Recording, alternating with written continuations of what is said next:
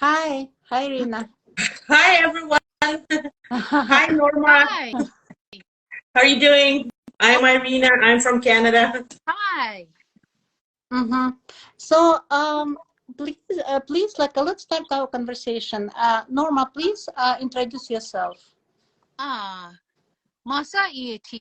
You had to sock, yeskechan sock, gonna hari, shawat I kokaton hitsu. My father's people are from the Tagish area, and my mother's people are from 100 Mile, which is here in the Naselenia River, the Taku, and Ongoon. So I come from the area in the Whitehorse Marsh Lake region. That's who I am. I'm an inland Tlingit. My people have been here since the time of Kada, which is the prehistoric animal. And even before that, we have stories of the birth of the stars on the Nos. So we've been here since time immemorial. So that's who I am. Thank you for asking me to come. Thank you that you agreed to join our conversation. It's a pleasure to have you, Norma. Thank you for coming. Goodness. I'm so pleased.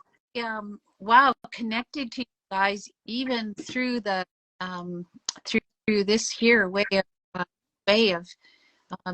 communicating.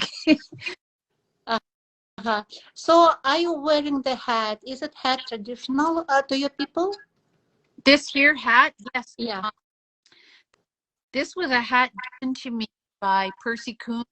She passed away a couple of years ago, and Vera, you met her when you were in Juneau. Yeah. This hat was made by her, and it was her first hat.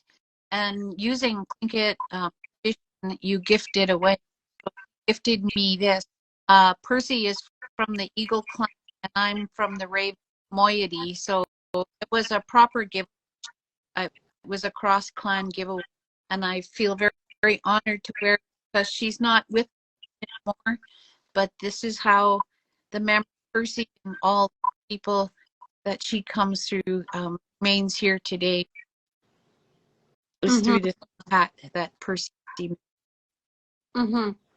And you told about the clans. Could you tell about your ancestor, which clan you are, and like what maybe custom that you follow? Yes, I'm from the clan. My people are matrilineal. The Tlingit people follow mother, so the mother sets your identity, and so that is truly, in a very simplistic way, the way we understand are. And so when you in concepts of modernity or colonization, Western systems and identity fathers or paternally, and so through this, even just one shift, you imagine some of how history could have become lost, or our connections to our stories and to our so when you begin to shift your mind, think in a different way, your identity becomes lost in that, because through our systems we're masculine, and it sets my clan, which is Coqueton, which is the children of the Raven, under Ganach, is the bigger clan of the nation. So Ganach Adi has many underneath it, and Coqueton is one of them. So my clan has been set by my mother, as it has been by her mother and her mother before her, since the time that we were here, the time Raven gave sun, moon, and stars. That's our understanding of identity and who I am.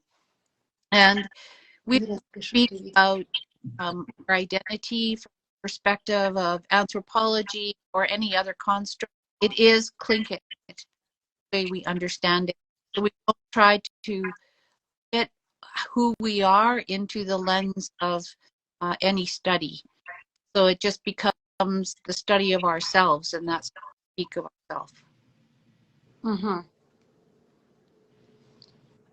Thank you. And Ira, do you have any special question? Thank you so much for telling your story, Norma. It's very interesting. And definitely it resonates with us as well. For instance, me born and raised in Siberia, in Yakutia. Now me living here in Canada with my family. So definitely everyone has stories to tell. And your story is absolutely beautiful. And we all have this indigenous part of us. We do have the indigenous part of our stories too. So for me, for example, it's for me being Yakutian and, you know, being proud of being Yakutian, and because we are a part of Russia, so Russia is so we're like Yakutian, Russian, and Canadian. For me, for example, it's all like three in one myself, but it's what makes us unique. It's what makes us different. It's what makes us special. And I think your story is very beautiful and it's very special too. Good. Geez. And it's a story, if I could speak or elaborate a little bit on that. It isn't a story that I knew growing up. My mom went to residential school, so she was taken away at the age of 4. And so at that age, she lost connection with her language, with land, with her grandparents, access to her history, and all of those things. And so, you know, for us, my parents disenfranchised, so they became Canadian citizens when I was 4 years old, so that I could go to kindergarten and public school. And even at that time, there wasn't for Indian kids. But you know, that's their story, and so honoring them, you know, and coming back to this whole identity loss is where we find that's our journey of healing. It's to understand and accept the pathway that our parents are on, you know, in order for us to live and to be equals. And today, that idea of being treated as means that we're able to come with our Indigenous concept to the table fully and completely. And that means that we understand our language and are fluent in our language, and that even incorporates our dreams and our thoughts, and everything we do. So, you know, that pathway was stopped because of colonization, and this whole notion of identity was re-gifted me through a PhD quest. So through the avenue of education, and this whole idea of needing to find out who I am, right throughout my my journey throughout my post-secondary education. So, you know, it started many years ago. I got my first degree as a education, the second in language and with an Indigenous focus. Third is PhD with in concepts of indigeneity. So education are the 2 strands that I have been focusing in on, and so it's reapplying history of our land to every area of our lives, and taking teachers and students out today to show the story of colonization on our land, to show how we as Indigenous peoples have been pushed out of the way, and showing in these because we need to. We cannot just have it committed anymore, but we need to ensure that our learners going forward understand what it means to co-produce knowledge, and that co-production means that we as Indigenous people are firmly entrenched in our own world views with our languages and our land and our being, that's firmly. And so that means that, you know, as educators, I encourage my students, you know, find out who are you.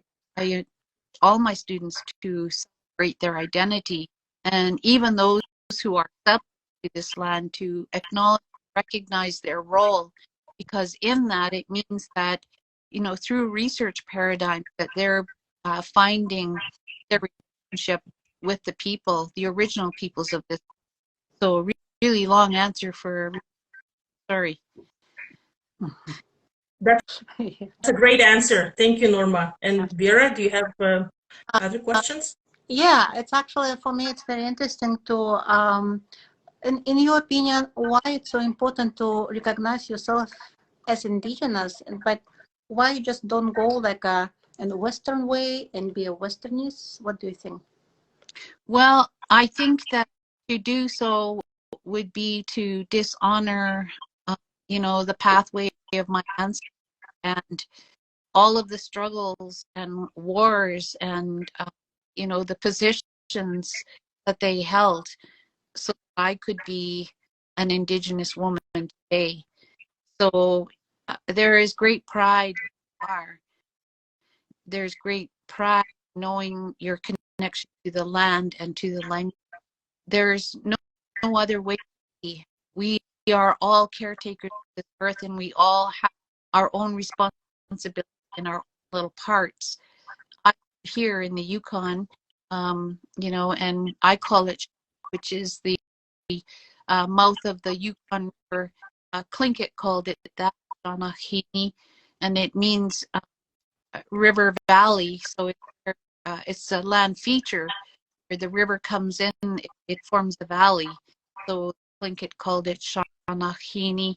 And this is the beginning of the trade trail from, well, not the beginning, but the beginning of the inland to Fort Selkirk and on, beginning of that trade that we had with Russia, people, you know, bringing furs through the trade lines. So knowing our history and connecting it to the land and knowing our identity helps us to tell from our own perspective. And it's never minding what others say. It is to honor our own journey and our own place on this land and our own responsibility for it, because all together we have a responsibility for this beautiful thing we call our planet, our earth. And, you know, how are we sustaining her and helping her to breathe? And so for me, that's been the positive from COVID, has been that we've all taken a break, that we've all allowed our earth to revitalize herself. And you know, I was going to say, I remember that we don't have thoughts like that in our language. We don't refer to the earth as Mother Earth. That again is a Western construct. So when we think of indigenizing our thought, it's finding words with language. So how do you express that, you know, universal thought? And that is that's research. You know, it's not something I know, but something we question and wonder about. Yeah. Thank you, Norma. I think it's very important thoughts, and like many people have to think about that, because it's a responsibility of our land, responsibility before our ancestors. It's very powerful. Yeah. Yeah. Thanks. Yes. You know, all you have to do is look at the statistics of First Nation people in Canada, and the results in our social agenda of, you know, what people say about you, and what it means to not know who you are. You know, so it really does determine greater sense of mental health, greater sense of physical ease. And I can speak, you know, a place of knowing, because I finished my PhD, I would have to say that I was greatly wounded by this story of colonization, you know, and having through my whole post-secondary career identifying what is my history and finding out the truth. It was so it was very powerful, very negative, and very it was a very painful journey to recognize what had happened to my people. And even today, we're having 6,000 children that still have been uncovered in Canada. Yeah. And so this is, you know, a part of our testimony, so real. And so, you know, coming back to notion of knowing who we are is very powerful. And that is, you know, what we do as Indigenous people today. And it lends to a different strength, and it lends to a different kind of acceptance and realization, you know. So I found my mom's blue card where she gave up her status, and just yesterday I found his passport, which it was his first as a recognized as a man in the 60s. Can you imagine being recognized, not recognized as being human until the 60s? You know, so this is who, and this is why it's important to continue our journey and to revitalize our life so that we can, you know, sustain Indigenous language and sustain our in the way it was taught to us, is in our languages. Mm-hmm. And what are your thoughts, what government should do now to move forward with a true reconciliation? What do you think? Well, from the perspective of where I, you know, I live in Canada, we've had a prime minister who went off on vacation and went surfing with his children in Tofino on our national television. We have still so far to go because too many, they call it a holiday, you know, and it's not. It is a day just like November. They continue to refer to missing Indigenous women through acronyms, so it just becomes something like MOG, you know, and it's about knowing how I think of it as far as being we were policed out, you know, from over 400 years ago, and even today can't even afford a few alphabet letters to carefully form our thought when we are talking about our missing and murdered Indigenous men and women and two-spirited people and children and men. You know, that is who we are. It's coming back to recognizing how we think as Indigenous peoples, and this idea of decolonization. It's more for public institutions. How are you going to decolonize your institution to fit what we mean by Indigenous? So, and that is where we need to come back to languages and to our table and to our methodologies, so that we have elders and youth sitting at the table, and parents, so that when we have important officials come in to speak about Indigenous, it's just not falling on the hearts and the minds of those government officials that are job, but that it's falling on the minds and hearts of the people who are still in the fields working, you know, that need to hear that whole message as well. So this is what we're talking about when we talk about co-production of knowledge, you know, at the Arctic Council level. And so really attempting to define that piece part, and so that we more fairly represent what we mean when we talk about Indigenous inclusion research and other tables. Mm-hmm. Okay, And Ira, do you have something to add? Yes, Norma, I would like to ask you, which books do you recommend to our subscribers, to our readers in Yakutia, in North America? Which books should we read to understand and to learn more about the indigenous culture, about the people, the First Nations? And so what would you recommend?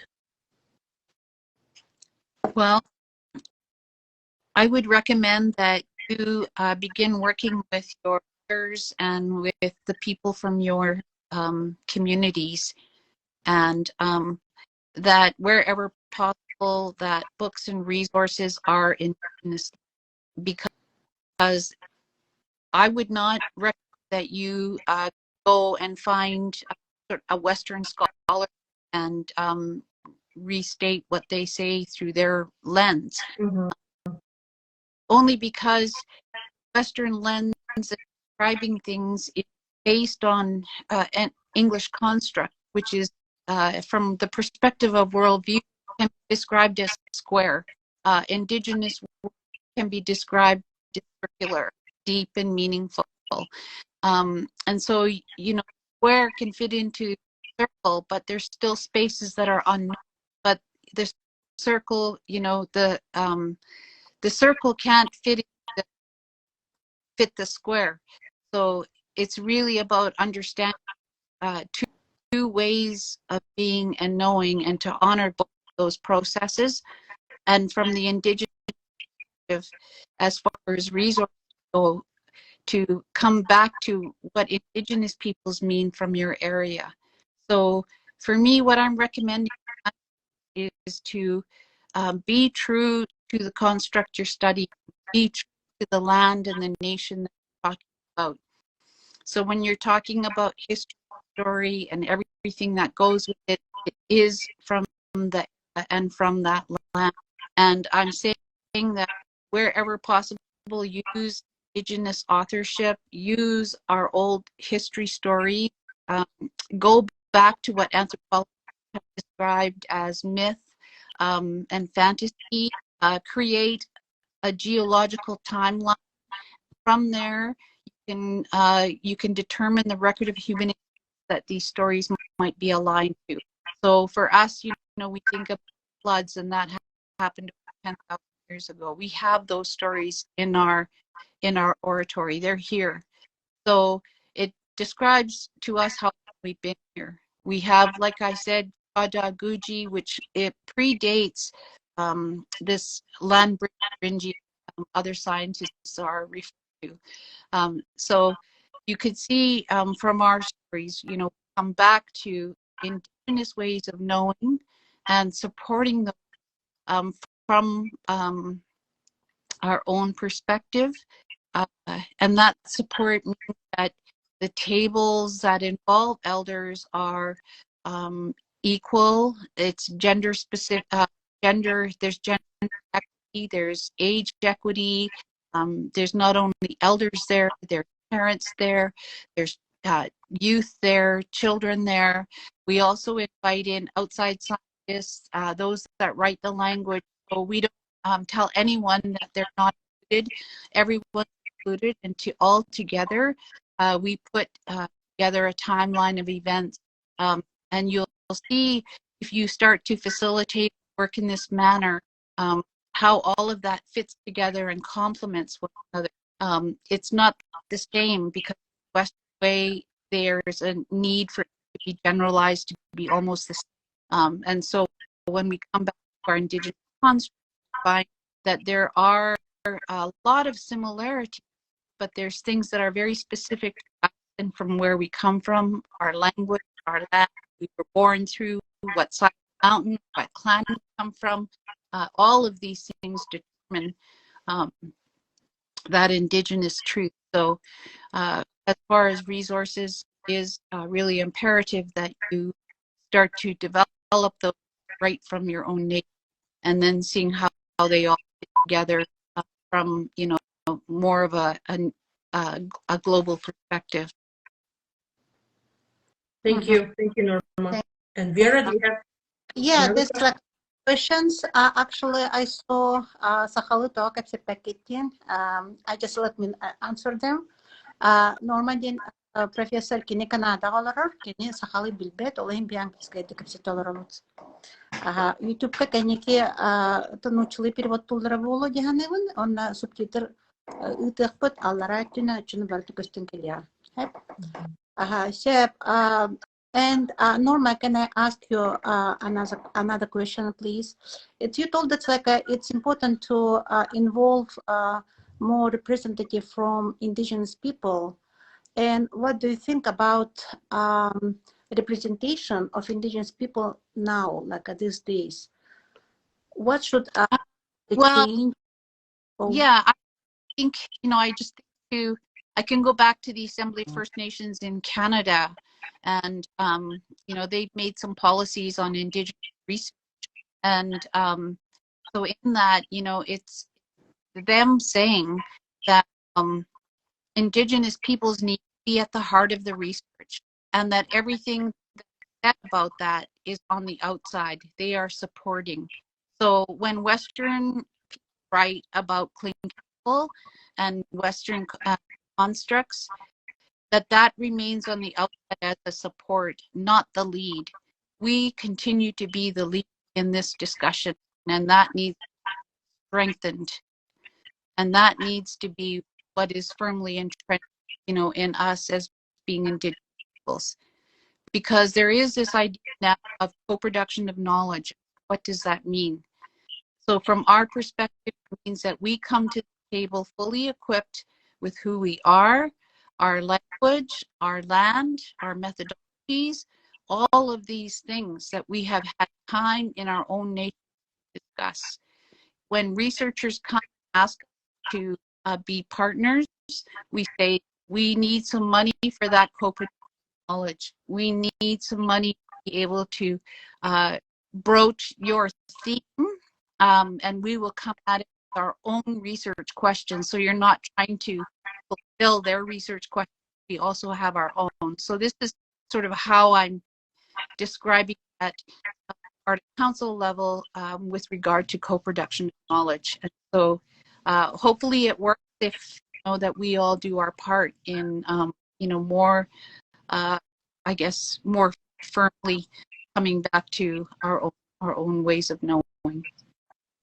Mm-hmm. All right. And it's actually, I heard times that researchers had a difficult time to get the permission from tribes to make a research and study in Canada. Yeah.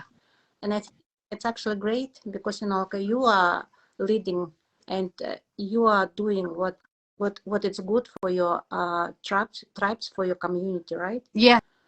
Well, our own research processes and things that are really important to us. We have a huge drug crisis happening here in the Yukon, in the northern parts of Canada, and our young people are passing away at an alarming rate, from overdose of heroin and other things. We are, in a very bad place. And how are we as Indigenous peoples going to come back to our own way of knowing and our own way of healing, to truly recognize the damage that has been caused by colonization, and to tenderly and gingerly hug each other and ourselves, and to understand that story way, and to know that we are not alone, that this story is common amongst all of us. And when we come together and work together on the issue, it's painful. It's very, very painful. But after we finish, there's a sense of lightness, a sense of knowing that we're not alone, and that we recommit harder to bring our language and our identity and our ways of knowing back to everything that we do. And it's not to say that, in my teaching today that I don't have non-Indigenous in my class. I do. you know, and it's because I love what I do, which is teaching about Indigenous culture. And I love the research, the ability to work with our people and to help them decolonize, I think, in public institutions, the use of our oral history and stories, so that they don't have the chance to make up the ending, or, you know, because that's what happens as a pro say to a student, here's the beginning, make the ending, because it's teaching an English construct. But coming back to a concept of indigeneity, there's an inability to change some of the stories, because they tell history from a very long time ago, and because in written works, it was very important that listener or the historian was able to describe it exactly as it. So in that, you see the cause and way and methodology, things that we still need to reveal with regard to what it is. And so I just encourage every person to get to work, you know, and that's all we do, keep on working and publishing, owning the stage, you know, owning your medicines, owning your sewing construct, owning it all, like taking it back, and being able to make a living, having it as your method of sustainability, and that's the way it should be. Mm-hmm. You mentioned about decolonization of institution, but how about decolonization of your space, probably like that small space around you? It's like I'm not talking about the institution, I'm talking about that like Yeah, closing. yeah, But I would say that I don't work on decolonization. I work on, that's it. It's not my job to decolonize. I wasn't the one who created the hurt on me, so I'm not going to take that. That's not my job. My job is to come and with my knowledge, history, and language behind me. My job is to it's the institution's job to, and in that way, when I come to the table with the full knowledge of who I am, I'm telling them these are the ways that I need your institution to decolonize. So I don't need to decolonize anything. All I do is indigenize. I understand the difference, and when I come to the table, I'm able to speak about both. So, you know, in that way, it doesn't mean you forget about it. It means that you learn about it, but it's not your focus. mm-hmm. Not for me, anyway. So that's my answer. How I decolonize my space. I don't. I indigenize my space. My space is very. So it's like a decolonization for you. It's indigenation, right? It's indigenization. Yes. Indigenization. I Yeah. think actually very nice answer. I like this.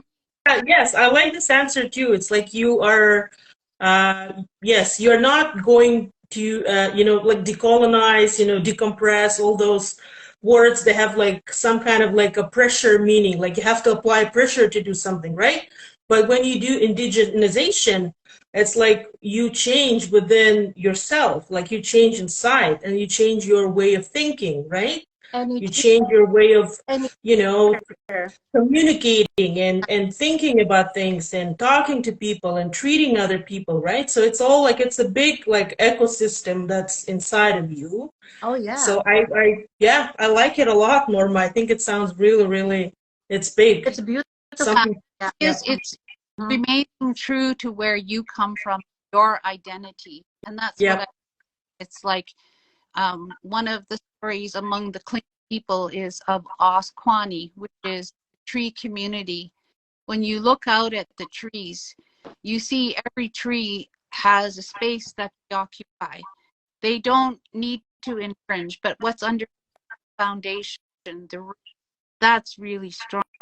And so when they're all together like this, it's really hard to blow them over. And that's how we have to think of ourselves, is that allow trees to be trees and underneath we have a foundation. And, you know, some people have said, oh, it's called values. Well, I kind of don't like that because it means we just focus again on a Western construct. For me, it means hakusti, our way of life. For Northern Shoshone here, it duli. For Casca, they call it a'i. So there's all kinds of different ways of talking about that. It's not values, but it's deeper when you think about it in our languages. And so this whole indigenization process is coming back to what we mean and never minding what those tribes want. That's their process. That's decolonization. That's not ours. We don't need to figure what that word, we don't need to figure it out. But we do know what indigenization is.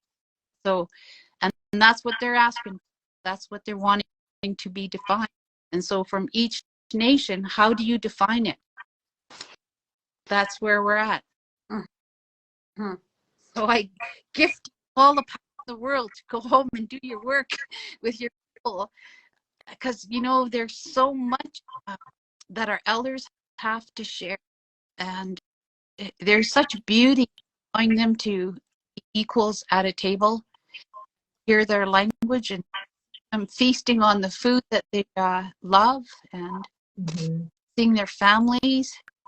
Truly, truly beautiful to see, to witness healing, you know, at the core, to be privileged enough to catch tears and to hear how their hearts are uplifted and hear words like perseverance, you know, to describe who we are today, rather than, you know, a downtrodden, colonized people.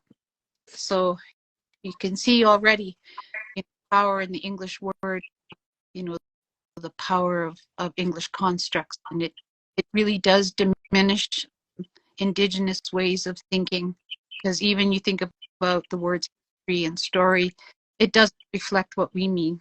You know, it doesn't even come close to ha tlagu, which, you know, our history, our stories, from kind of all aspects. And thank you so much, Norma. And I have a question. Speaking of food, your favorite food, what is your favorite food in Yukon? Like, what do you like the best? Absolutely moose guts. And when I came to Russia, I went to a restaurant in Yakutsk, and my goodness, they were serving a gut soup, and it was like midnight, and I had gut soup for supper, and then I had bad dreams all night. But that's my favorite.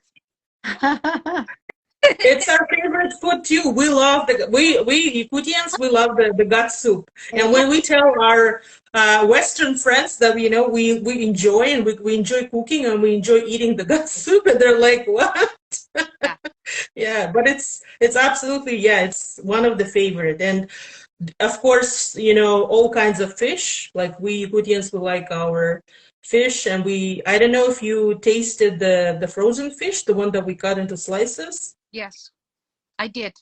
Yep. I had the privilege of eating some very, very wonderful Russian food when I was there. So I have the privilege of being in Russia twice, and in Siberia once. Oh my gosh. It was a bucket list for me. I loved it. Really loved it. And the first time I came, I was able to find one of those beautiful big scarves, wool, and I still have it in.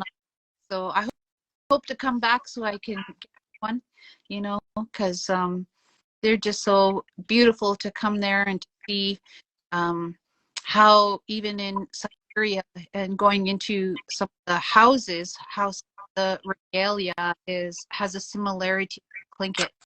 Knowing through that and our history, and knowing the story now being put it together on the land, I truly see, you know, the influence, and it's in our house and in our land, and in that we had a relationship with people.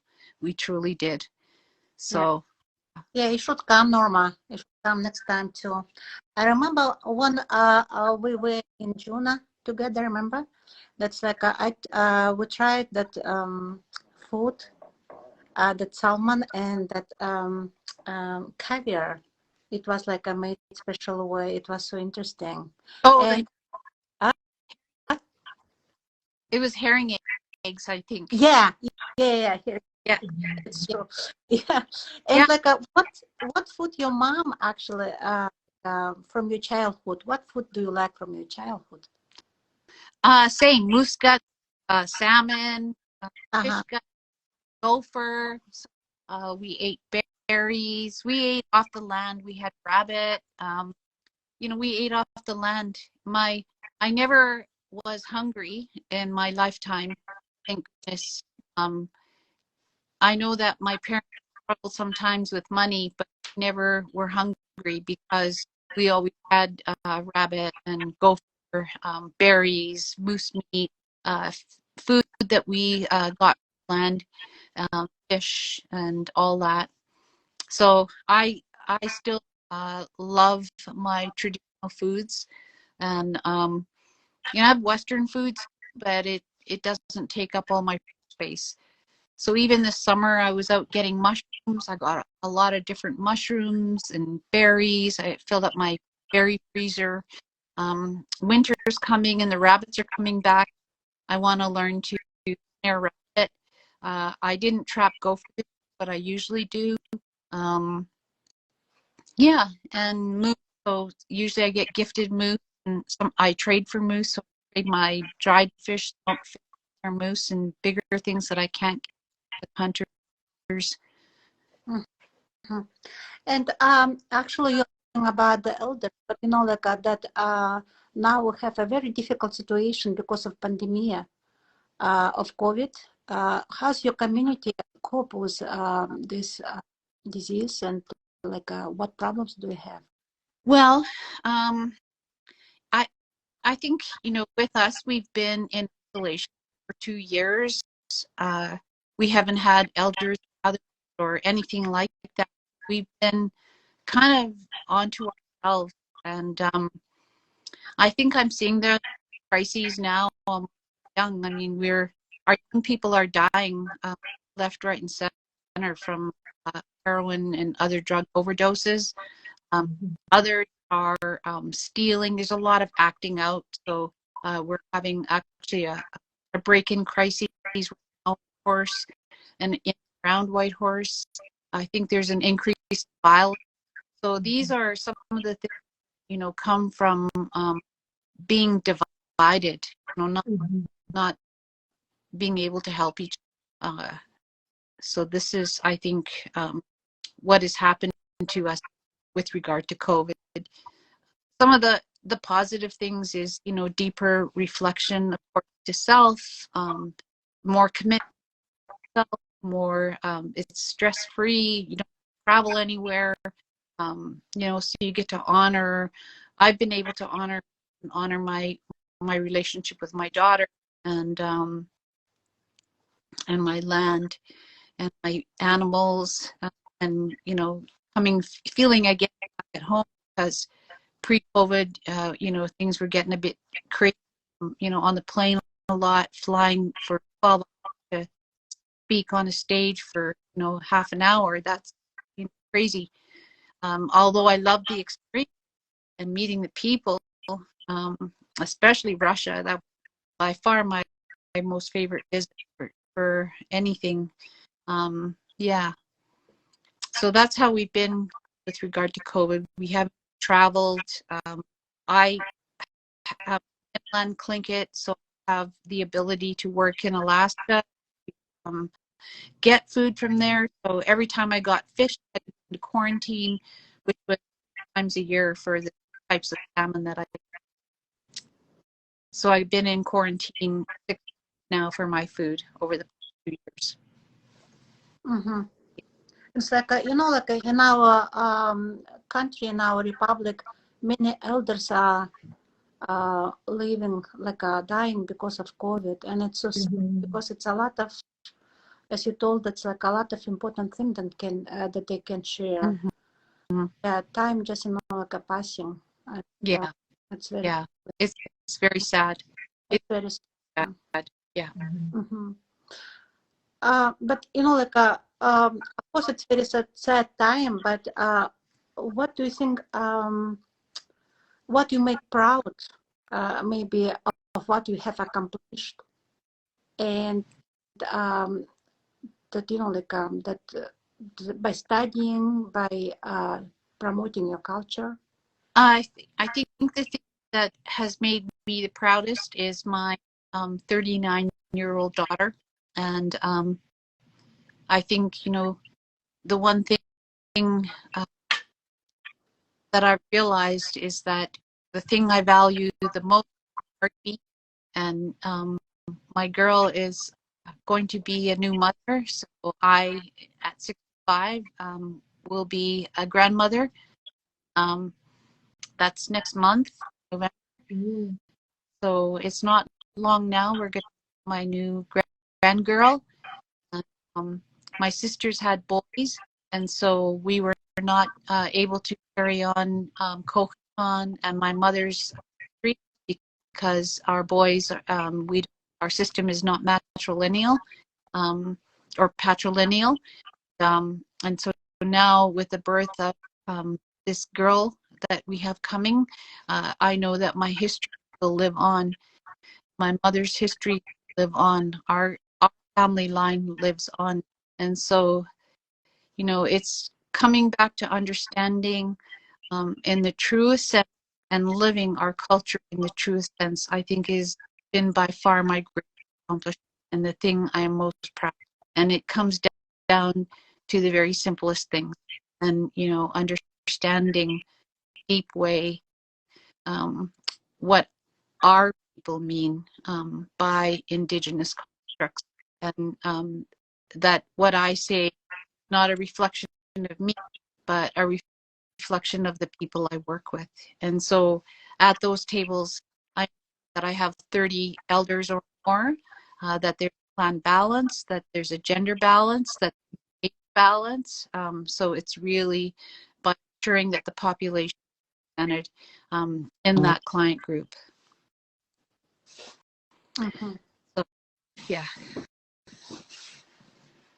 It's actually very interesting to think about that because as you said, and as we know that Western part is say that through the father, Patrilineal.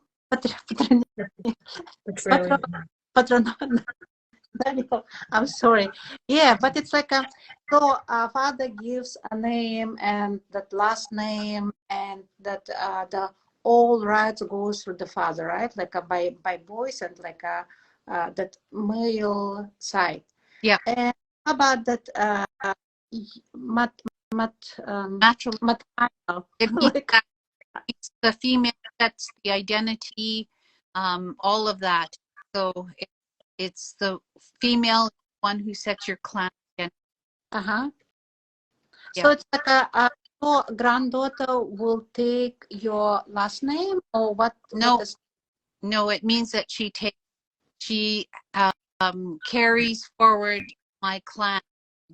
Carry forward your clan. Yeah. So traditions. So my nephew, when they marry, have to marry opposite clan because they're already raven. They can't marry a raven. They have to marry a wolf. So that means that whoever the wolf woman gives birth to, that's what they are. They're wolf children. Oh, I see. So it's not name, it's identity. It's identity. It's identity, your clan identity. And if you do work, research work, Wade Dansinchi, a long ago man they found in the ice here, he had DNA markers that connected him to wolf people in Alaska. And so it was the mitochondrial DNA, the female DNA, because male DNA is lost in the heads and the tail DNA, so it doesn't perpetuate forward. The female DNA is what stays longer. And so you can see even through that, the wisdom of indigenous peoples. How did they know that? I don't know, but that's what science confirmed. So in our way, I celebrate the wisdom of our elders. I don't celebrate scientists that discovered this or revealed it. They revealed something. So, that's come back to concepts of indigenous to even describe who we are. Mm-hmm. Yeah. Oh, thank you, Norma. Yeah. Sorry, I guess it's a little complex. But anyway. It's so interesting. I actually learned a lot of information, new information that I even didn't think about. Yes, a lot of information, a lot of knowledge. You have a lot of knowledge that you can pass on to your children and grandchildren and many others. Yeah. That's a very interesting conversation we had this morning. Thank you so much, Norma. Oh, yeah, thank you so much. Yeah, thank you so much. I truly did, and say hi to all people that are online. I just people commenting. I don't know what they're saying, but my love and my heart is with you, and I wish you all a wonderful week. Thank you. Thank you, Norma. Have a wonderful week, and all the best and all the luck with the new baby coming along next month. So that's definitely exciting. Yeah. Good wish. Very exciting. Yeah. Yeah, thank you. Yeah, it's so nice. Thank you very much and goodbye. Спасибо большое, кто присоединился к нашей передаче. У нас будет полная версия с субтитрами на YouTube, а остальное, значит, это можно посмотреть в комментариях. До свидания. Всем спасибо. До свидания. Thank you. And thank you, Norma. Bye. Bye.